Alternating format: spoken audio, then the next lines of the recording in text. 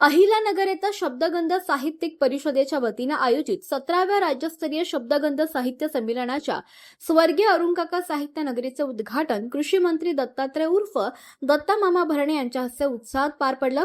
यावेळी आमदार संग्रामभैया जगताप, महापौर ज्योतिताई गाडे, शब्दगंध साहित्य परिषदेचे स्वागत अध्यक्ष सुरेश बनसोडे, स्थायी समिती सभापती सुभाष लोंढे, डॉक्टर पुरुषोत्तम भापकर, संपतदादा बारसकर, कुमार वाकळे, गणेश भोसले, महेश लोंढे, प्रकाश भागानगरे, मोहित पंजाबी, प्राध्यापक डॉक्टर संदीप सांगळे आणि डॉक्टर संजीवनी तडेगावकर यांच्यासह विविध मान्यवर उपस्थित होते। यावेळी बोलताना मंत्री दत्ता मामा भरणे यांनी वाचाल तर वाचाल हा संदेश देत साहित्य संमेलनामुळे नव्या पिढीत वाचन संस्कृती रुजण्यास मदत होणार असल्याचं सांगितलं।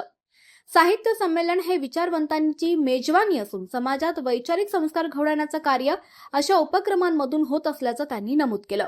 या प्रसंगी प्राध्यापक डॉक्टर गणी पटेल आणि अशोकराव गायकवाड यांना शब्दगंध जीवनगौरव पुरस्कार प्रदान करण्यात आला।